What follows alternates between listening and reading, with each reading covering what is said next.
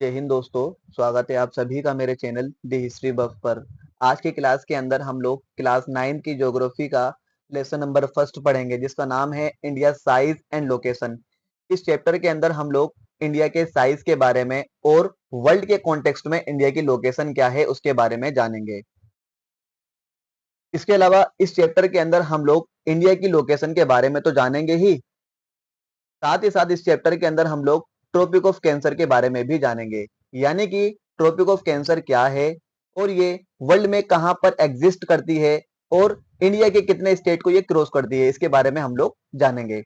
इसके बाद हम लोग इंडिया के कोस्टल स्टेट्स के बारे में जानेंगे, यानी कि इंडिया के उन स्टेट्स के बारे में जानेंगे जो ओशियन के साथ में अपना बॉर्डर शेयर करते हैं। तो इसके बारे में हम लोग जानेंगे कि इंडिया के ऐसे कौन कौन से स्टेट्स हैं, कितने स्टेट्स हैं जो ओशन के साथ में अपना बॉर्डर शेयर करते हैं। उसके बाद हम लोग इंडिया के साइज के बारे में जानेंगे यहाँ पर। अब देखो, इंडिया का साइज हम लोग नॉर्थ से लेकर साउथ तक, वेस्ट से लेकर ईस्ट तक, हर तरीके से हम लोग इंडिया के साइज के बारे में यहाँ पर जानेंगे। उसके बाद हम लोग यहाँ पर जानेंगे इंडिया एंड वर्ल्ड, यानी कि जो इंडिया है हमारा वो वर्ल्ड की अलग अलग कंट्री के साथ में किस तरीके से कनेक्टेड है, उसके बारे में हम लोग यहाँ पर जानेंगे। ठीक है। और लास्ट में हम लोग देखेंगे क्या, इंडिया की नेबरिंग कंट्रीज, यानी कि इंडिया के पड़ोसी देश कौन कौन से हैं, कितने पड़ोसी देश हैं और किस देश के साथ इंडिया का कौन सा बॉर्डर लगता है, बॉर्डर का नाम क्या है, वो सारी बातें हम लोग इस वाली हेडिंग के अंदर जानेंगे। ठीक है ना, इस वाली हेडिंग के अंदर हम लोग जानेंगे। चलिए चैप्टर को करते हैं स्टार्ट। अब देखो, आगे वाली स्लाइड के अंदर हम लोगों को इंडिया के बारे में बेसिक इंफॉर्मेशन दी हुई है। हमारा जो इंडिया है ना, ये इस पूरे वर्ल्ड में सबसे ओल्डेस्ट सिविलाइजेशन में से एक सिविलाइजेशन माना जाता है। और पिछले 50 सालों के दौरान, यानी कि पिछले 5 डिकेड के दौरान इंडिया के अंदर अलग अलग फील्ड के अंदर हमें प्रोग्रेस भी देखने को मिला है, जैसे कि एग्रीकल्चर के फील्ड में, इंडस्ट्री के फील्ड में, टेक्नोलॉजी के फील्ड में और इकोनॉमिक डेवलपमेंट के फील्ड में। इन सभी अलग अलग फील्ड के अंदर हम लोगों को इंडिया के अंदर प्रोग्रेस भी देखने को मिला है। सवाल ये है कि जो हमारा इंडिया है, हमारा इंडिया इस वर्ल्ड में है कहाँ पर। तो इंडिया को समझने के लिए हमें इंडिया की लोकेशन को समझना होता है, और इंडिया की लोकेशन को भी हम लोग अर्थ के कॉन्टेक्स्ट में समझते हैं। हमारे अर्थ के ऊपर की तरफ कुछ हॉरिजॉन्टल लाइन बनी हुई होती है इस प्रकार से, और हमारे अर्थ के ऊपर की तरफ कुछ वर्टिकल लाइन भी बनी हुई होती है इस प्रकार से। ये जो हमारे अर्थ के ऊपर हॉरिजॉन्टल लाइन बनी हुई होती है, इस हॉरिजॉन्टल लाइन को हम लोग बोलते हैं लेटीट्यूड लाइन। इसको हम लोग लेटीट्यूड लाइन बोलते हैं। जबकि ये जो वर्टिकल लाइन हमारे अर्थ के ऊपर बनी हुई होती है, इस वर्टिकल लाइन को हम लोग बोलते हैं लॉन्गिट्यूड लाइन। तो हम लोग लॉन्गिट्यूड लाइन बोलते हैं। हमारे अर्थ के ऊपर टोटल 181 लेटीट्यूड लाइन बनी हुई है, और हमारे अर्थ के ऊपर टोटल 360 लॉन्गिट्यूड लाइन बनी हुई है। अब देखो, चाहे लॉन्गिट्यूड लाइन हो या फिर लेटीट्यूड लाइन हो, ये दोनों की दोनों लाइनें हमारे अर्थ के ऊपर कैसी लाइनें हैं, इमेजनरी लाइनें हैं। मतलब ऐसी लाइनें हैं जो रियल में नहीं है, बस लोगों ने इसको इमेजिन किया हुआ है। इमेजिन क्यों किया हुआ है? क्योंकि देखो, ये जो लॉन्गिट्यूड लाइन है ना, ये लॉन्गिट्यूड लाइन हमारे अर्थ के ऊपर टाइम का मैनेजमेंट करती है। यानी कि पूरे अर्थ पे जो भी टाइम चलता है ना, उस टाइम का मैनेजमेंट कौन करती है? ये लॉन्गिट्यूड लाइन ही करती है। जबकि अगर बात की जाए लेटीट्यूड लाइन की, तो ये जो लेटीट्यूड लाइन है ना, ये लेटीट्यूड लाइन क्या करता है? देखो, हमारे अर्थ के ऊपर जितनी भी कंट्रीज हैं, जितने भी एरियाज हैं, इन सभी की लोकेशन को बताने का काम कौन करती है? ये लेटीट्यूड लाइन करती है। कैसे करती है, अभी मैं आपको इंडिया वाला एग्जांपल लेके समझाऊंगा। ठीक है ना। अब देखो, एक लॉन्गिट्यूड लाइन से दूसरी लॉन्गिट्यूड लाइन पर सन की सनरेज पहुंचने में 4 मिनट लेती है। कितने मिनट लेती है? 4 मिनट लेती है। ये मैं आपको क्यों बता रहा हूं? देखो, ये मैं आपको इसीलिए बता रहा हूं क्योंकि देखो, आगे इसका काम पड़ेगा, आगे इस चीज का काम पड़ेगा। ठीक है ना। तो आपको मैंने क्या बताया कि एक लॉन्गिट्यूड लाइन से दूसरी लॉन्गिट्यूड लाइन पर सन की सनरेज, सूरज की किरणें पहुंचने में 4 मिनट का समय लेती है। इतनी बात हो गई। अब देखो, बीचों बीच एक हमारे अर्थ के बीचों बीच एक लेटीट्यूड लाइन आ रही है, जिसको बोलते हैं इक्वेटर। ये जो इक्वेटर है, ये 0 डिग्री पर एग्जिस्ट करती है। ठीक है ना। इस इक्वेटर ने हमारे अर्थ को 2 इक्वली पार्ट में डिवाइड कर दिया है। ऊपर वाले पार्ट को हम लोग बोलते हैं क्या? Northern hemisphere. और नीचे वाले पार्ट को हम लोग बोलते हैं सदर्न हेमिस्फेयर। इसी प्रकार से अगर आप देखेंगे तो इस इक्वेटर के ऊपर की तरफ यानी कि नदर्न हेमिस्फेयर में 23 हाफ डिग्री पर अगर आप देखेंगे तो इस वाली लाइन को हम लोग बोलते हैं क्या, इसको बोलते हैं हम लोग ट्रोपिक ऑफ कैंसर, जो कि 23 डिग्री हाफ पर लोकेटेड है। ठीक है ना। इसी तरीके से अगर आप देखेंगे तो इस इक्वेटर से ऊपर की तरफ और ऊपर की तरफ कहां पर 66 हाफ डिग्री पर अगर आप देखेंगे तो इस वाली लाइन को हम लोग बोलते हैं क्या, आर्कटिक। ठीक है ना। और इसी तरीके से अगर आप देखेंगे तो इस इक्वेटर से ऊपर की तरफ 90 डिग्री पर 19 डिग्री पर अगर आप देखेंगे ऊपर की तरफ एकदम, तो इसको बोलते हैं क्या, नॉर्थ पोल। इस नॉर्थ पोल पर 6 मंथ यहाँ पर डे रहता है और 6 मंथ यहाँ पर नाइट रहती है, क्योंकि अर्थ हमारा थोड़ा सा झुका हुआ है ना, टिल्ट थोड़ा सा हमारा, तो इस वजह से यहाँ पर 6 महीने रात रहती है, 6 महीने यहाँ पर दिन निकलता है। ये तो बात हो गई ऊपर की नदर्न हेमिस्फीयर की बात हो गई। इसी तरीके से अगर आप देखेंगे तो इस सदर्न हेमिस्फीयर में इस इक्वेटर से नीचे की तरफ कहां पर 23 डिग्री हाफ पर अगर आप देखेंगे तो इसका नाम है ट्रोपिक ऑफ कैप्रिकॉर्न। इसका नाम क्या है, ट्रोपिक ऑफ कैप्रिकॉर्न है। और इस इक्वेटर से नीचे की तरफ यानी कि सदर्न हेमिस्फीयर में 66 हाफ डिग्री पर यदि आप देखेंगे तो इसको बोलते हैं अंटार्कटिक। इसको क्या बोलते हैं, अंटार्कटिका। ठीक है ना, इसको क्या बोलते हैं हम लोग, अंटार्कटिका बोलते हैं। और इस इक्वेटर से नीचे की तरफ 90 डिग्री नीचे की तरफ सदर्न हेमिस्फीयर में अगर आप देखेंगे तो इसको हम क्या बोलते हैं, इसको हम लोग बोलते हैं साउथ पोल। यहां पर भी 6 मंथ तो डे निकलता है और 6 मंथ यहां पर नाइट होती है, क्योंकि अर्थ हमारा हल्का सा टिल्ट है, झुका हुआ है। इतनी बात इसके बारे में हो गई। अब देखो इसी तरीके से हमारे अर्थ के बीचों बीच नॉर्थ से लेकर साउथ तक यानी कि ऊपर से लेकर नीचे तक क्या है कि एक बीचों बीच एक लॉन्गिट्यूड लाइन आ रही है, जो हमारे अर्थ को वेस्ट और ईस्ट में डिवाइड करती है। और इस बीचों बीच लाइन को क्या बोलते हैं हम लोग, इसको बोलते हैं प्राइम मेरिडियन लाइन। इसको हम क्या बोलते हैं, प्राइम मेरिडियन लाइन। ये प्राइम मेरिडियन लाइन 0 डिग्री पर एग्जिस्ट करती है। और इस प्राइम मेरिडियन का एक और भी नाम है, इसका इसका दूसरा नाम क्या है, ग्रीनविच लाइन। इसको हम लोग ग्रीनविच लाइन भी इसको हम लोग बोलते हैं। ये जो ग्रीनविच लाइन है ना, इस ग्रीनविच लाइन आपको मैंने बताया कि ये एक प्रकार की क्या है, लॉन्गिट्यूड लाइन। और आपको मैंने बताया है ना कि ये जो लॉन्गिट्यूड लाइन है ये टाइम का मैनेजमेंट करती है इस अर्थ के ऊपर। तो अगर आप देखेंगे तो इस ग्रीनविच लाइन से इस तरफ जितनी भी कंट्रीज हैं, ईस्ट की तरफ जितनी भी कंट्रीज हैं, वहां पर टाइम बढ़ता है। जबकि इस ग्रीनविच लाइन से वेस्ट की तरफ जितनी भी कंट्रीज हैं, वहां पर टाइम घटता है। इतनी बात हो गई।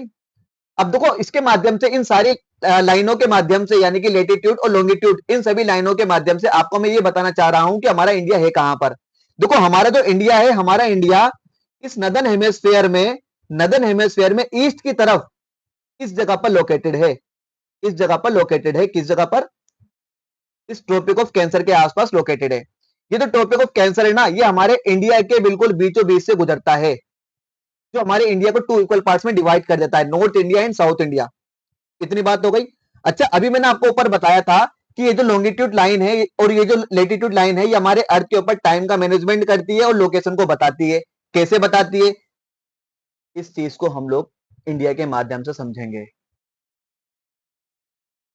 अब देखो ये तो आपको मालूम है कि जो हमारा इंडिया है, हमारा इंडिया नदर्न हेमिस्फीयर में लोकेटेड है और नदर्न हेमिस्फीयर में भी हमारा इंडिया ईस्ट की तरफ लोकेटेड है, ये तो आपको मालूम है। और इसके अलावा अगर आप देखेंगे तो जो हमारा इंडिया है, हमारा इंडिया 8.4 डिग्री नॉर्थ लेटीट्यूड से स्टार्ट होता है और 37.6 डिग्री नॉर्थ लेटीट्यूड पर हमारा इंडिया एंड हो जाता है, यानी कि हमारा इंडिया यहाँ पर ओवर मतलब खत्म हो जाता है इस जगह पर आकर। ठीक है ना। और इसी तरीके से अगर आप आगे देखेंगे तो हमारा जो इंडिया है वो 68.7 डिग्री ईस्ट लॉन्गिट्यूड से स्टार्ट होता है और 97.25 ईस्ट लॉन्गिट्यूड पर ही खत्म हो जाता है। तो ये हमारा इंडिया का क्या है, ये हमारा इंडिया का लेटीट्यूड और लॉन्गिट्यूड एक्सटेंशन है हमारा। ठीक है, इतनी बात हो गई। अब देखो अगर आप देखेंगे, अगर आप ध्यान से देखेंगे ना, तो वेस्ट से लेकर ईस्ट की तरफ इंडिया का टोटल एरिया कितना है, इंडिया का टोटल एरिया है 2933 किलोमीटर। इसी तरीके से अगर आप देखेंगे तो नॉर्थ से लेकर साउथ तक, यहां से नॉर्थ से साउथ तक हमारा इंडिया का टोटल डिस्टेंस कितना है, तो वो कितना है 3214 किलोमीटर। इतनी बात हो गई। चलते हैं आगे की तरफ। अब देखो, आपको मालूम है कि जो ट्रॉपिक ऑफ कैंसर है ये हमारे इंडिया को 2 इक्वली पार्ट्स में डिवाइड करता है। ऊपर वाले पार्ट को हम लोग बोलते हैं नॉर्थ इंडिया और नीचे वाले पार्ट को हम लोग क्या बोलते हैं, साउथ इंडिया बोलते हैं। ठीक है ना। अब हमारे इंडिया के वेस्ट की तरफ बहुत सारे आइलैंड बने हुए हैं, यानी कि आइलैंड का एक ग्रुप बना हुआ है, और उन आइलैंड के ग्रुप को हम लोग क्या बोलते हैं, उन आइलैंड के ग्रुप को हम लोग बोलते हैं लक्षद्वीप। ठीक है ना। यहाँ पर टोटल आपको 36 आइलैंड देखने को मिलेंगे इस साइड में, कहां पर, वेस्ट के साइड, इंडिया के। ठीक है ना। और ये जो आइलैंड है जिसको हम लक्षद्वीप बोलते हैं, ये किस जगह पर है, ये आपका है अरेबियन सी की तरफ, यानी कि अरब सागर की तरफ ये लोकेटेड है। ठीक है। इसी तरीके से अगर आप इंडिया के ईस्ट की तरफ देखेंगे तो इंडिया के ईस्ट की तरफ भी बहुत सारे आइलैंड का एक ग्रुप बना हुआ है। इस तरफ आपको 572 आपको आइलैंड देखने को मिलेंगे, और इन्हीं सभी आइलैंड के ग्रुप को क्या कहा जाता है, अंडमान निकोबार आइलैंड कहा जाता है। ठीक है ना। ये जो अंडमान निकोबार आइलैंड है ना, ये बे ऑफ बंगाल के अंदर क्या है, लोकेटेड है। ठीक है, इतनी बात हो गई। अब देखो, इस निकोबार के अंदर, कहां पर, निकोबार के अंदर इंडिया का सबसे सदर्न मोस्ट पार्ट पड़ता है, जिसका नाम क्या है, इंदिरा पॉइंट, है ना। यानी कि इंदिरा पॉइंट नाम की एक जगह है जो कि निकोबार आइलैंड के अंदर है, और ये इंडिया का सबसे आखिरी इलाका है ना। इसके बाद दूसरी कंट्री शुरू हो जाती है ना। तो हुआ क्या था, देखो 2004 के अंदर, 2004 के अंदर यहाँ पर बहुत ही भयंकर सुनामी यहाँ पर आई थी, सुनामी आई थी, अर्थक्वेक आया था, जिसकी वजह से क्या हुआ, ये जो पार्ट था ना, जिसको हम बोलते हैं इंदिरा पॉइंट जो बोलते हैं, जो कि निकोबार के अंदर लोकेटेड है, ये डूब गया था पानी के अंदर। ये क्या हो गया था, ये पानी के अंदर डूब गया था। ठीक है ना। ये देखो पानी में डूबा हुआ आपको दिखाई जा रहा है इसके अंदर। ठीक है। तो ये इंडिया की लोकेशन के बारे में बात हो गई। ठीक है। अब चलते हैं आगे की तरफ, हम पढ़ेंगे ट्रॉपिक ऑफ कैंसर के बारे में, कि ट्रॉपिक ऑफ कैंसर कहाँ पर है, कितने डिग्री पर लोकेटेड है, और इंडिया के किन किन स्टेट से ये गुजरती है। ठीक है ना। तो यहाँ पर अगर बात की जाए, ट्रॉपिक ऑफ कैंसर की बात की जाए, तो ट्रॉपिक ऑफ कैंसर हमारे इंडिया के 8 स्टेट से होकर गुजरती है। कितने स्टेट से, हमारे इंडिया के 8 स्टेट से होकर गुजरती है, क्रॉस करती है हमारे इंडिया को। ठीक है ना। ये आपको मालूम है, ये तो आपको मैंने पीछे बताया था कि जो ट्रॉपिक ऑफ कैंसर है ये 23.5 नॉर्थ लेटीट्यूड पर लोकेटेड है। ठीक है। अब देखो, ये जो हमारे इंडिया के जो 8 स्टेट हैं जहां से ये क्रॉस करती है, वो स्टेट कौन कौन से हैं, तो सबसे पहले क्या पड़ता है आपका, गुजरात। सबसे पहले क्या है, गुजरात। गुजरात के बाद क्या पड़ता है आपका, राजस्थान, फिर मध्य प्रदेश, फिर छत्तीसगढ़, उसके बाद आपका पड़ता है यहाँ पर क्या, ये पड़ता है आपका झारखंड, फिर पड़ता है वेस्ट बंगाल, यहाँ पर पड़ता है आपका त्रिपुरा, और लास्ट में क्या पड़ता है आपका, मिजोरम।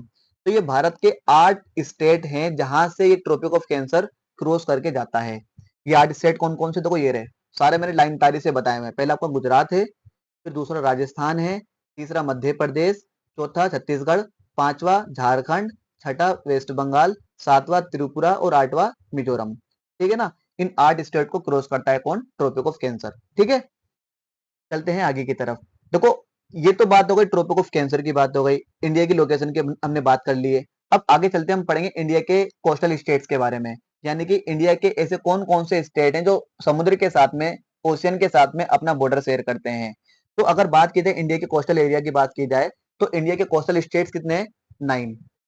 यानी कि इंडिया के 9 स्टेट ऐसे हैं, इंडिया के 9 स्टेट्स ऐसे हैं जो समुद्र के साथ अपना बॉर्डर शेयर करते हैं। अब वो 9 स्टेट्स कौन कौन से हैं, तो देखो, वो 9 स्टेट्स ये रहे सारे।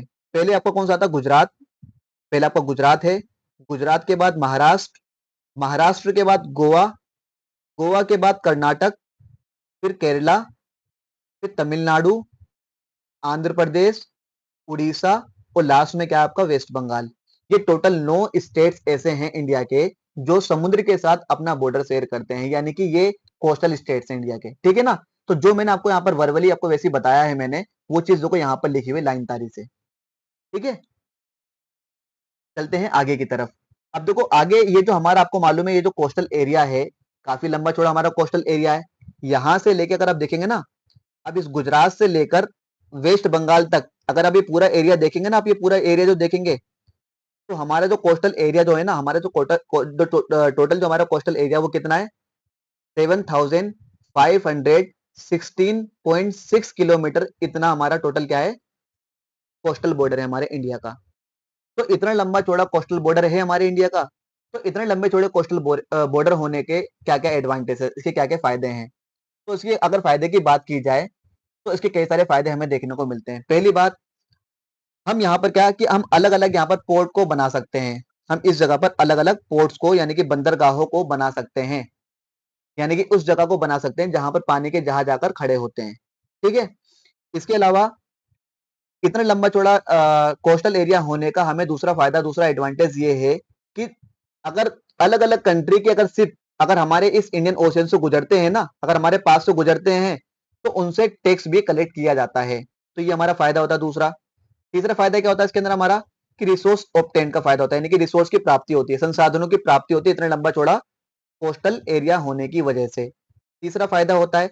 एंड चौथा फायदा इसके अंदर हमें क्या होता है कि यहाँ पर फिशिंग को प्रमोट किया जाता है, फिशिंग इंडस्ट्री को यहाँ पर प्रमोट भी किया जाता है, क्योंकि भाई लंबा चौड़ा हमारा कोस्टल एरिया है ना, तो इससे फिशिंग भी प्रमोट होती है। ठीक है। तो ये इंडिया के कोस्टल एरिया के लंबा चौड़ा होने के क्या है, फायदे हैं, एडवांटेज हैं। ठीक है, इतनी बात हो गई, चलते हैं आगे की तरफ। अब देखो, ये तो बात हो गई, अभी तक हमने इंडिया के कोस्टल एरिया के बारे में, इंडिया के ट्रॉपिक ऑफ कैंसर के बारे में पढ़ लिया और इंडिया की लोकेशन के बारे में पढ़ लिया है। अब आगे पढ़ेंगे हम लोग इंडिया के साइज के बारे में। अब देखो, अगर बात की जाए इंडिया के साइज की बात, तो इंडिया का टोटल ज्योग्राफिकल एरिया कितना है, 3.28 मिलियन स्क्वायर किलोमीटर। यानी कि हमारे जो इंडिया है ना, ये टोटल इतना लंबा चौड़ा इसका एरिया है हमारे इंडिया का। ठीक है।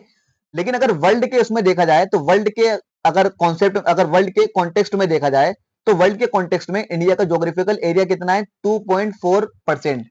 यानी कि अगर पूरी दुनिया में 100% जमीन है, तो उस 100% जमीन में से हमारे इंडिया के पास 2.4% जमीन अवेलेबल है। ठीक है।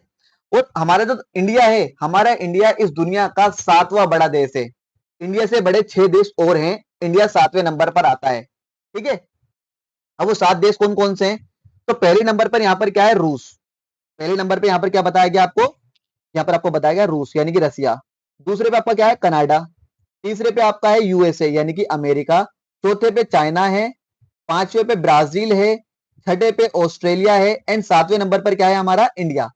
तो इंडिया दुनिया के 7वें नंबर पर आता है साइज के हिसाब से अगर देखा जाए। ठीक है ना। तो इंडिया का, इसके अलावा अगर देखा जाए, तो इंडिया का जो हमारा लैंड बॉर्डर जो है हमारा, यानी कि हमारा जो जमीनी एरिया जो है, वो लैंड बॉर्डर हमारा इंडिया का कितना है, तो 15,200 किलोमीटर, ये हमारा टोटल क्या है, लैंड बॉर्डर है हमारा टोटल इंडिया का। इसके अलावा अगर इंडिया के कोस्टल एरिया की बात की जाए, इंडिया के कोस्टल बॉर्डर की बात की जाए, तो जो कि आपको मैंने पीछे बताया भी था, कितना है वो, 7,516.16 किलोमीटर। ये इंडिया का टोटल क्या है, ये हमारे इंडिया का टोटल कोस्टल एरिया है हमारा। ठीक है ना। देखो इसमें, ये इसमें इमेज में दिया हुआ है, जितना भी आप व्हाइट कलर देख रहे हो ना, जितना भी ये पूरा व्हाइट कलर देख रहे हो, ये पूरा हमारा क्या है, ये हमारा है लैंड बॉर्डर। ठीक है। ये कितने किलोमीटर तक फैला हुआ है, ये 15,200 किलोमीटर तक फैला हुआ है। जबकि अगर इंडिया के कोस्टल एरिया की बात की जाए, यानी कि जो इस ग्रीन वाले पार्ट की बात की जाए, ये कितना है, 7,516.16 किलोमीटर। ठीक है। इसके अलावा इंडिया के नॉर्थ वेस्ट और नॉर्थ ईस्ट पार्ट में अगर आप देखेंगे, तो वहां पर हमें फोल्ड माउंटेन भी देखने को मिलते हैं, यानी कि ऐसे पर्वत देखने को मिलते हैं जो अभी यंग हैं, युवा हैं। ठीक है। इसके अलावा अगर आप देखेंगे, तो हमारा जो इंडिया है, ये साउथ की तरफ, इस जगह से अगर आप देखेंगे, इस जगह से ऊपर की तरफ, साउथ में ऊपर की तरफ से चौड़ा है ना। जबकि नीचे जाते जाते ये क्या होता है कि काफी नेरो हो जाता है, यानी कि नीचे वाला पार्ट इसका इंडिया का कैसा है, ये काफी नेरो है, काफी संकीर्ण है, पतला है। ठीक है ना, इतनी बात हो गई, चलते हैं आगे की तरफ।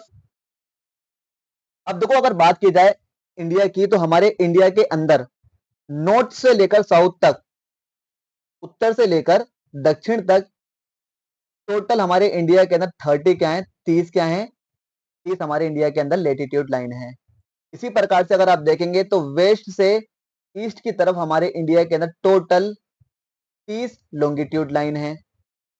कहने का मतलब ये है कि हमारे इंडिया के अंदर 30 तो लेटीट्यूड लाइन है और 30 क्या है, लॉन्गिट्यूड लाइन है। और आपको मैंने बताया हुआ था कि एक लॉन्गिट्यूड लाइन से दूसरी लॉन्गिट्यूड लाइन पर जाने में सन की संदेश को कितना समय लगता है, 4 मिनट लगते हैं। जबकि इंडिया में, हमारे हमारे इंडिया के अंदर टोटल लॉन्गिट्यूड लाइन कितनी है, 30 है ना, आपको बताया 30 है ना। तो अगर आप इस 30 को, इस 30 को आप 2 से मल्टीप्लाई करेंगे, तो आपका 120 निकल कर आ जाएगा, यानी कि 120 मिनट आपका निकल कर आ जाएगा।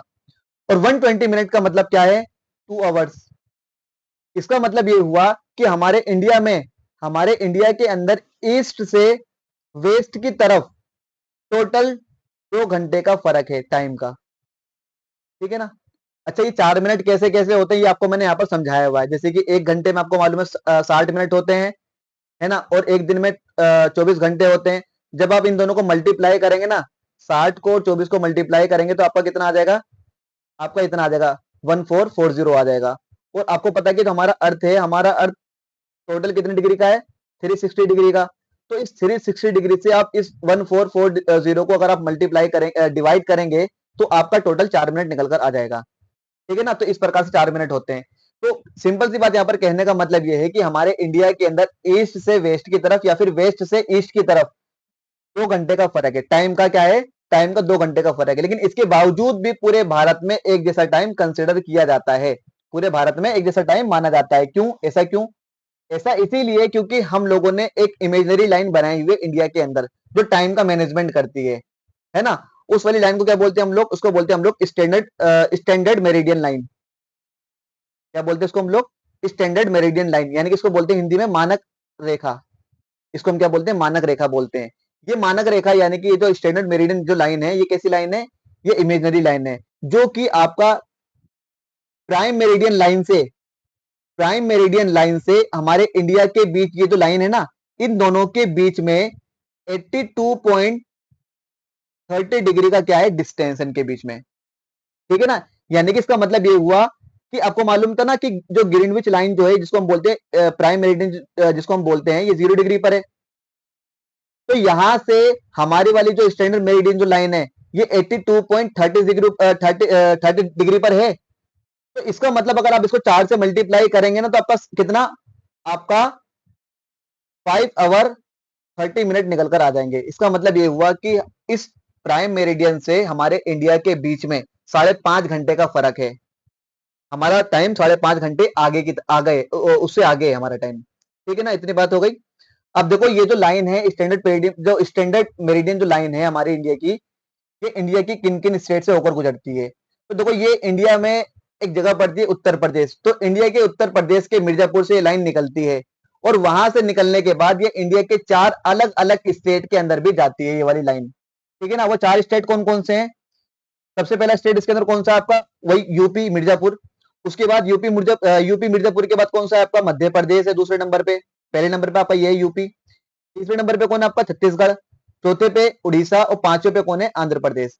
इन 5 स्टेट से होकर गुजरती है क्या, स्टैंडर्ड मेरिडियन लाइन, जो हमारे इंडिया के अंदर टाइम का मैनेजमेंट करती है, ठीक है। इतनी बात हो गई। इसके अलावा अगर आप देखेंगे तो हमारे इंडिया में साउथ से लेकर नॉर्थ तक, साउथ से लेकर नॉर्थ तक क्या होता है कि डे और नाइट का मौसम यहाँ पर अलग अलग होता है। यहाँ पर डे और नाइट का मौसम अलग अलग तरीके से देखने को मिलता है। क्यों भाई, देखो नॉर्थ की तरफ क्या, आपको मालूम है कि हमारा जो अर्थ है वो हल्का सा टिल्ट है, यानी कि झुका हुआ है हमारा अर्थ। तो झुका होने की वजह से क्या होता है कि नॉर्थ की तरफ जो होता है ना, नॉर्थ की तरफ यहाँ पर क्लाइमेट का इम्पैक्ट ज्यादा पड़ता है अर्थ के ऊपर, है ना, जबकि नीचे की तरफ क्लाइमेट का इम्पैक्ट कम पड़ता है अर्थ के ऊपर। इसीलिए आपको क्या बताया जा रहा है कि डे और नाइट के मौसम में फर्क देखने को मिलता है, कहां पर, इंडिया के साउथ और नॉर्थ की तरफ, ठीक है। इतनी बात हो गई है। चलते हैं अपनी अगली हेडिंग की तरफ। हमारी इसमें अगली हेडिंग क्या है, इंडिया एंड द वर्ल्ड। अब देखो इस वाली हेडिंग के अंदर हम लोगों को बताया हुआ है कि किस प्रकार से इंडिया जो है वो अलग अलग कंट्री के साथ में कनेक्टेड है, जुड़ा हुआ है, ठीक है ना। हमारा जो इंडिया है वो ईस्ट और वेस्ट एशिया के बीच में लोकेटेड है, और ईस्ट और वेस्ट एशिया के बीच में लोकेटेड होने की वजह से ये चीज हमारे इंडिया को बहुत ही इंपॉर्टेंट सेंटर बनाती है। किस चीज का, ट्रेड एंड कल्चरल एक्सचेंज का, ठीक है। हमारा जो इंडिया है, हमारा इंडिया अपने वेस्टर्न साइड से, यानी कि हमारा इंडिया अपने वेस्टर्न साइड से अलग अलग कंट्री के साथ में कनेक्टेड है। जैसे कि वेस्ट एशिया के साथ में, यूरोप के साथ में, अफ्रीका के साथ में, इन सभी के साथ में जुड़ा हुआ है। कहां से, अपने वेस्टर्न साइड से, ठीक है।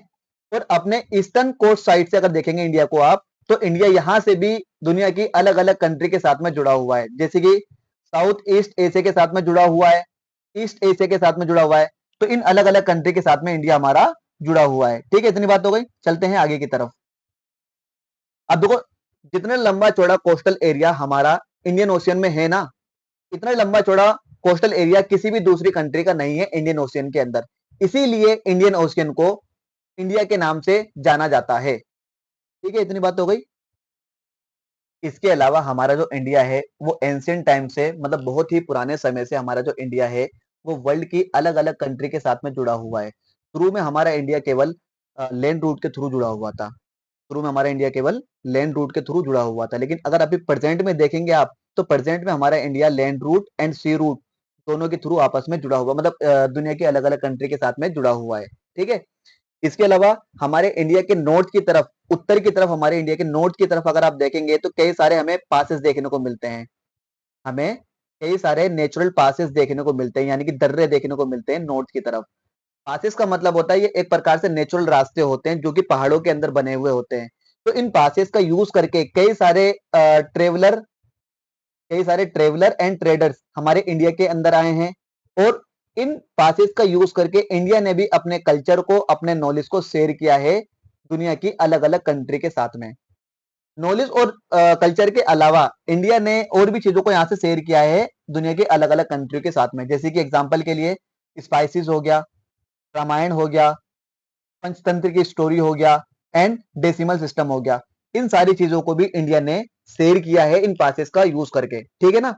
और देखो इन पासेस का यूज करके हमने भी बहुत सारी चीजों को सीखा है। कैसे सीखा है? देखो, इन पासेस को पास करके कई सारे लोग हमारे इंडिया के अंदर एंटर हुए हैं, आए हैं, और वो लोग अपने साथ में अलग अलग तरीके का नॉलेज लेकर आए थे, तो उनकी नॉलेज से भी हमने बहुत सारी चीजों को सीखा है। जैसे कि एग्जाम्पल के लिए ग्रीक आर्किटेक्चर, ग्रीक आर्किटेक्चर हमने सीखा है, यानी कि ग्रीक वास्तुकला सीखी है हमने, है ना। और इसके अलावा वेस्ट एशिया का डोम्स एंड मिनीरेट्स, यानी कि पश्चिमी एशिया का गुंबद और मीनार, इनका ज्ञान भी हमने इन पासेस के थ्रू पास करके आने वाले लोगों से सीखा है। ठीक है ना। तो ये चीजें हमने इनसे सीखी है। इतनी बात हो गई।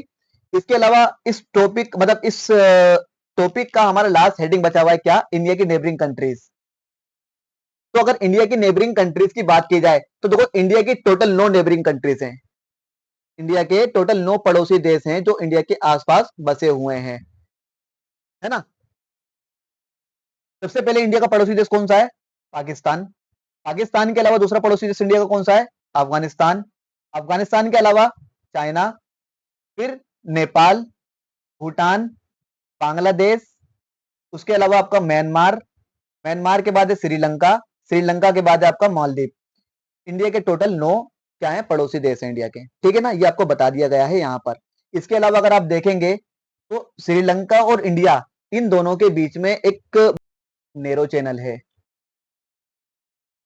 ठीक है, और इसके अलावा इन दोनों के बीच में एक खाड़ी भी बनी हुई है, गल्फ भी बना हुआ है, किसके बीच में? इंडिया और श्रीलंका के बीच में। ठीक है ना, इसका नाम क्या है? Gulf of Mannar. इसका नाम क्या है? Gulf of Mannar. ये इंडिया और श्रीलंका के बीच में एक गल्फ, एक खाड़ी बना हुआ है। ठीक है ना, इतनी बात हो गई। ठीक है, तो ये चैप्टर होता है कंप्लीट। अगर आपको ये वीडियो पसंद आई है और टॉपिक अच्छे से समझ में आया है तो चैनल को सब्सक्राइब कीजिए, लाइक कीजिए, कमेंट कीजिए और शेयर कीजिए। ठीक है, थैंक यू।